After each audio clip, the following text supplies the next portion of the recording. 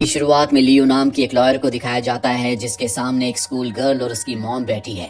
दरअसल school girl को उसी के क्लासमेट ने असॉल्ट किया है और अब ये उस लड़के के ऊपर केस करना चाहते हैं। लियो उसी लड़के की लॉयर है जो चाहती है कि उसके क्लाइंट पर कोई कार्यवाही ना हो, इसीलिए स्कूल गर्ल और उसकी मॉम से कहती है कि तुम इस केस को कभी नहीं जीत सकते।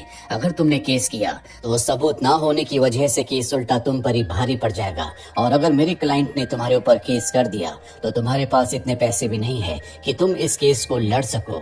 स्कूल गर्ल और उसकी मॉम डर जाते हैं। दरअसल सच में उनके पास इतने पैसे नहीं होते, इसीलिए वो तय करते हैं कि वो उस लड़के के खिलाफ कोई केस नहीं करेंगे।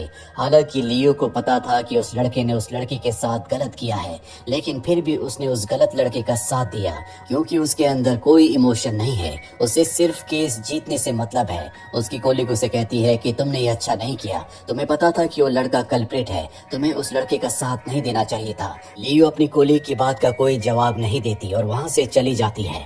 लियो अपनी आगे की पढ़ाई के लिए जर्मनी जाना चाहती है। जर्मनी जाने से पहले वो अपनी मॉम की ग्रेव पर जाती है और कहती है कि मैं अपनी आगे की पढ़ाई करने के लिए जर्मनी जा रही हूँ, मैं आपको बहुत मिस करती हूँ, आप हमेशा मेरे साथ रहना। उसकी बातों से ये भी पता चलता है कि वो अपने डैड को बिल्कुल पसंद नहीं करती क्योंकि उसके डैड ने उन्हें कभी नहीं अपनाया था, वो उनके साथ नहीं रहते थे। और अब लियो कार से यहाँ से निकल जाती है और तभी रास्ते में एक गाड़ी से उसका एक्सीडेंट हो जाता है। इसके बाद दिखाया जाता है कि लियो एक कमरे में है, उसके सामने बहुत सारे काउंटर्स हैं। लियो को कुछ समझ नहीं आता कि वो किस जगह पर है, इसीलिए वो काउंटर पर बैठी लड़की के पास जाती है और पूछती है कि ये कौन सी जगह है। वो लड़की बताती है कि ये काउंटर ऑफ फेट है, यहाँ पर लोग मरने के बाद आते हैं, पर लियो को उसकी बात पर यकीन नहीं आता। दरअसल उस एक्सीडेंट में उसकी मृत्यु हो चुकी है और ये लियो की आत्मा है। इसके बाद लियो को एक आदमी के पास भेजा जाता है जो इस जगह का डायरेक्टर है। वो लियो को बताता है कि हमसे गलती हो गई, तुम्हें दरअसल अभी नहीं मरना चाहिए था,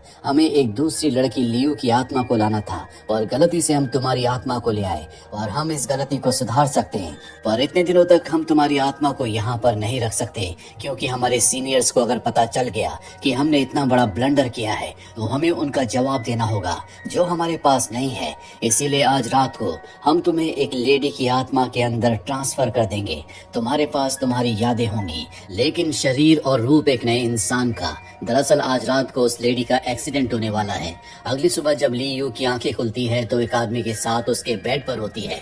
दरअसल ये उसका हस्बैंड है। इस बॉडी के अंदर आत्मा तो लियो की है लेकिन ये शरीर किसी और का है। उसे पता चलता है कि उसके दो बच्चे भी हैं जो उसे बहुत प्यार करते हैं। लियो घर के माहौल को समझती है। उसे पता चलता है कि वो इस रूप में एक हाउसवाइफ है।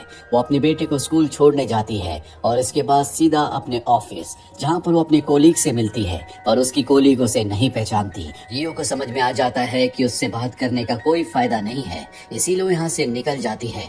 दरअसल लियो फ्रस्ट्रेट हो चुकी है। वो तय करती है कि वो अपनी जिंदगी का खात्मा कर देगी, इसीलिए वो गाड़ी के सामने आ जाती है, पर गाड़ी वाला उसे देख लेता है। वो गाड़ी साइड से निकाल कर ले जाता है और लियो वहाँ पर खड़ी रह जाती है। अब लियो एक वॉशरूम में जाती है जहाँ पर उसके सामने डायरेक्टर आता है। डायरेक्टर से कहता है कि तुम्हें अपनी इस नई जिंदगी को एंजॉय करना चाहिए। लियो कहती है कि तुमने मुझसे कहा था कि तुम मुझे एक प्रोफेशनल लेडी की बॉडी में भेजोगे और ये लेडी कोई काम नहीं करती थी। डायरेक्टर कहता है कि घर का काम करना क्या तुम्हें काम नहीं लगता, बल्कि इस दुनिया का सबसे मुश्किल और सबसे बड़ा काम अपने घर को संभालना है। तुम्हें 7 दिन तक इस बॉडी में हर एक चीज को एंजॉय करना चाहिए। डायरेक्टर की बात मानकर वो अपने घर की ग्रोसरी लेने के लिए जाती है जहाँ पर वो बहुत सारा सामान ले लेती है, पर उसे पता चलता है कि उसके अकाउंट में इतने पैसे नहीं है कि वो इस सारे सामान का बिल पे कर सके। उसे समझ में आ जाता है कि ये जो लेडी, ये जो परिवार है वो इतना अमीर नहीं है। और तभी उसे कॉल आता है। उसे बताया जाता है कि उसका बेटा बस स्टॉप पर उसका इंतजार कर रहा है। वो भागकर अपने बेटे को लेने जाती है और अब उसके बेटे को उस पर शक हो चुका है। वो समझ चुका है कि शरीर के अंदर उसकी मॉम नहीं है। लियो उसे सारा सच बता देती है, साथ ही उसे एक झूठ भी कहती है कि 7 दिनों के बाद उसकी मॉम अपने शरीर में वापस आ जाएगी। दरअसल वो इस बच्चे का दिल नहीं तोड़ना चाहती। इन दोनों के बीच में दोस्ती हो जाती है। लियो कहती है कि प्रॉमिस करो कि मेरा सीक्रेट तुम कभी किसी को नहीं बताओगे। बच्चा कहता है कि ठीक है, मैं प्रॉमिस करता हूँ। और अब वो लियो को बताता है कि इस घर में किसे क्या पसंद है क्या नहीं। रात को सबके लिए डिनर बनाती है पर उसके हस्बैंड को और उसकी बड़ी बेटी को डिनर पसंद नहीं आता, जो सुनकर लियो को बहुत गुस्सा आता है और वो डांट कर उन्हें डिनर खाने के लिए कहती है। सब चुपचाप डिनर कर लेते हैं। इसके बाद जब वो अपने कमरे में सोने के लिए जाती है तो उसका हस्बैंड बताता है कि हमें जल्दी एक पार्टी में जाना है। ये सुनकर लियू को अच्छा लगता है। वो कहती है कि मैं पार्टी के लिए एक नई ड्रेस लेना चाहती हूँ। ये सुनकर लियू के हस्बैंड को थोड़ा सा शौक लगता है, क्योंकि उसकी वाइफ कभी इस तरह की डिमांड नहीं करती, वो हमेशा पैसे बचाती है। लियू का हस्बैंड कहता है कि ठीक है, तुम नई ड्रेस ले सकती हो। इसके बाद वो लियू के करीब आने की कोशिश करता है, पर लियू किसी न किसी बहाने उसे अपने से दूर करके बाहर सोफे में सोने के लिए चली जाती है। अगले दिन वो अपने बेटे के साथ ग्रोसरी स्टोर जाती है, जहाँ पर वो सबके पसंद की सब्जियां लेती है। रात को जब उसका हस्बैंड आता है तो देखता है कि लियू ने, यानी कि उसकी वाइफ ने, उसके लिए कुछ कपड़े लिए हैं। और जब वो कपड़ों का रेट देखता है तो उसका सर घूम जाता है। ये कपड़े बहुत ही महंगे होते हैं। उसे समझ नहीं आ रहा होता कि उसकी वाइफ को क्या हो गया है। वो लेडी जो हमेशा पैसे बचाया करती थी, आज वो इस तरह से खर्चा कैसे कर सकती है। वो उसे समझाने की कोशिश करता है। लियू कहती है कि पैसे कमाने का फायदा है क्या अगर हम अपने ऊपर भी खर्चा ना करें। उसका हस्बैंड कहता है कि पैसे हम अपने बच्चों की पढ़ाई के लिए जमा कर रहे हैं, और अपसेट होकर वो रात को ओवर टाइम करने के लिए ऑफिस चला जाता है। इस बात से लियू को भी दुख होता है और वो ड्रिंक करने के लिए एक बार में चली जाती है, जहाँ पर उसी की जान पहचान की एक लेडी उसे मिलती है जिसे लियू नहीं जानती। वो लियू के पास आती है क्योंकि उसे लगता है कि ये वही लेडी है जिसके शरीर में लियू की आत्मा है। वो लियू से कहती है कि मुझे तुम्हारा परिवार बहुत अच्छा लगता है, जिस तरह से तुम अपने हस्बैंड के साथ मिलकर अपने घर को और अपने बच्चों को संभालते हो, ये अपने आप में बहुत ही अच्छी बात है। मुझे तुम्हारे परिवार को देखकर खुशी होती है। ये सारी बातें सुनकर लियू को भी बहुत अच्छा लगता है। इसके बाद वो बार से निकल जाती है, और जब वो अपने घर की तरफ जा रही होती है तभी वो देखती है कि उसकी बेटी एक लड़के को किस करने वाली है। उन दोनों के बीच में आ जाती है, जो देखकर उसकी बेटी डर जाती है और वहाँ से जाने लगती है। तभी लियू उसके पास आती है और कहती है कि तुम्हारा बॉयफ्रेंड है, इससे मुझे कोई प्रॉब्लम नहीं है, और तुम्हें रिश्ते में अभी इतनी आगे नहीं बढ़ना चाहिए। तुम्हारी पढ़ाई करने की उम्र है, साथ ही तुम्हें मुझे इस बारे में बताना चाहिए था। दरअसल उसकी बेटी को लग रहा था कि उसकी मॉम उसे डांटेगी, और ऐसा कुछ नहीं हुआ। और अब वो अपनी मॉम से प्रॉमिस करती है कि वो अपने बारे में अपनी हर एक बात अपनी मॉम को, यानी कि लियू को बताएगी। दरअसल लियू अब अपने दोनों बच्चों के बहुत करीब हो चुकी है। रात को एक बार फिर से डायरेक्टर उससे मिलने के लिए आते हैं और पूछते हैं कि तुम्हें ये जिंदगी कैसी लग रही है। लियू बताती है कि ये जिंदगी इतनी बुरी भी नहीं है, हाउसवाइफ बनना कोई मुश्किल काम नहीं है। इसके बाद वो अपनी शादी के वीडियोस को देखती है, और आज जिंदगी में पहली बार उसके अंदर शादी की इच्छा जागती है। शादी का वीडियो देखते देखते वो सो जाती है। कुछ देर के बाद उसका हस्बैंड वापस घर आता है और उसे बेड पर सुला देता है।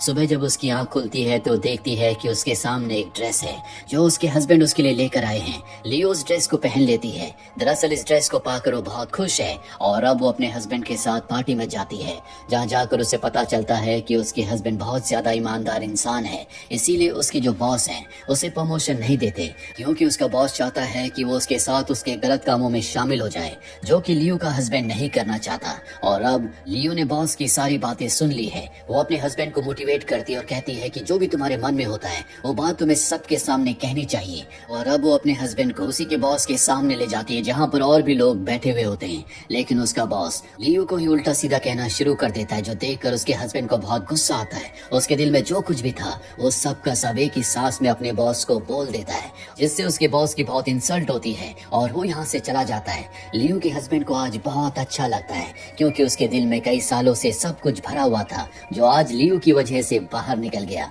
लियो का बदला हुआ रूप देखकर उसका हस्बैंड बहुत खुश है। ये दोनों बाहर जाकर बहुत एंजॉय करते हैं, और जब ये रात को अपने कमरे में होते हैं तभी इन्हें इनकी बेटी के कमरे से चिल्लाने की आवाजें आती हैं। और जब ये दोनों के दोनों अपनी बेटी के कमरे में जाते हैं तो उसकी बेटी के चेहरे पर चोट के निशान होते हैं। लियो अपने हस्बैंड से कहती है कि तुम यहाँ से जाओ, और जब उसका हस्बैंड बाहर जाता है तो लियो की बेटी बताती है कि मेरे बॉयफ्रेंड ने मेरे साथ जबरदस्ती करने की कोशिश की, और जब मैंने उसे रोकना चाहा तो उसने मेरे साथ मारपीट की। लियो का हस्बैंड सारी बातें सुन लेता है और रात को ही उस लड़के के घर जाता है और उसे बहुत बुरी तरह से पीटता है।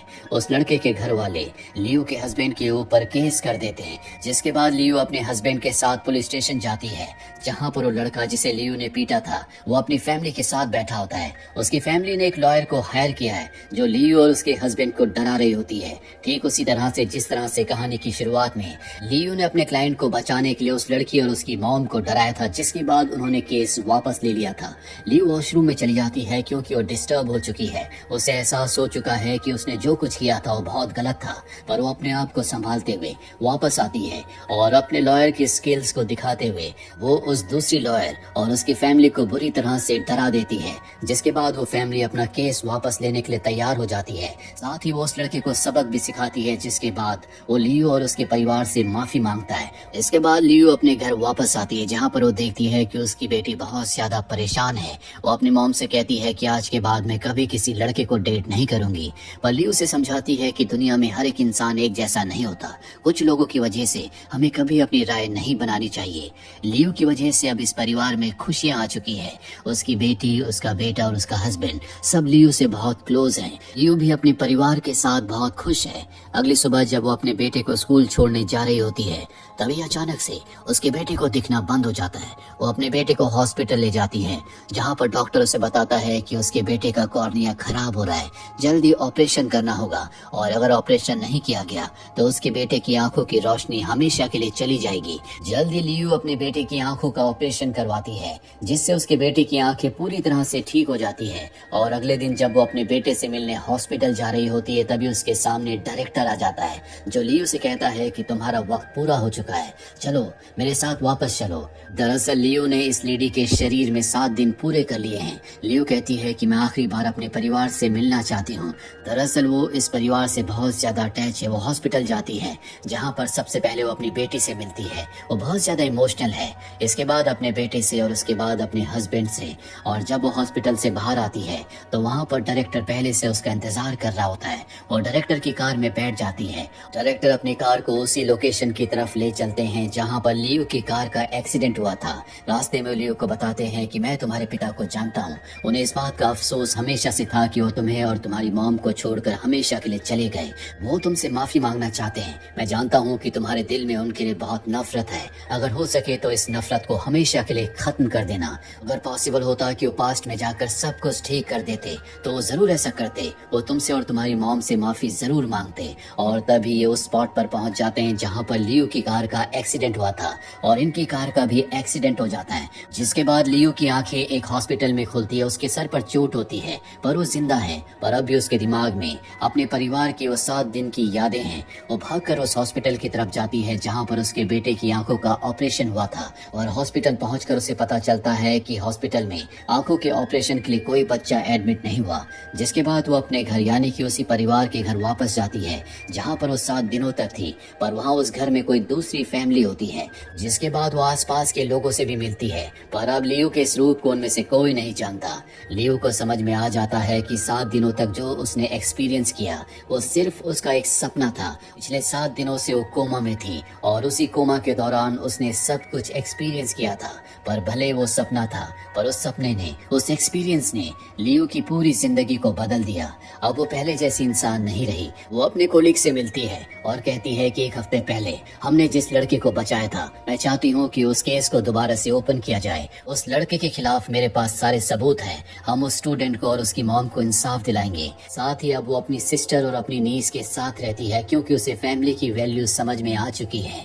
इसके बाद वो अपने घर की एक पुरानी एल्बम को देखती है। वहाँ पर उसे एक फोटो मिलता है जिसमें उसके डैड होते हैं, और उसके डैड वही डायरेक्टर होते हैं जिन्होंने उसे 7 दिनों के लिए उसके सपनों की दुनिया में एक दूसरी लेडी की बॉडी में भेजा था। उसकी नीस उससे पूछती है, क्या ये तुम्हारे मम्मी पापा थे? वो कहती है कि हाँ। उसकी नीस पूछती है, अब ये कहाँ पर हैं? लियो कहती है कि मुझे यकीन है कि ये दोनों जहाँ भी हैं एक दूसरे के साथ हैं और खुश हैं। दरअसल लियो को समझ में आ चुका है कि उसके पिता की आत्मा जानबूझकर उसके पास आई थी, क्योंकि जो भी उन्होंने किया था उसका गिल्ट उनके दिल में था। इसीलिए वो लियो से माफी मांगना चाहते थे, और अब लियो ने उन्हें माफ कर दिया है। वो अपनी मॉम की ग्रेव पर जाती है और कहती है कि मैं अपने पिता से मिल चुकी हूँ। आपने मुझे कभी नहीं बताया कि वो बहुत ही हैंडसम थे। मेरी चिंता मत करना, जल्द ही मैं जर्मनी से वापस आऊंगी और आपके लिए बहुत अच्छी वाइन लाऊंगी।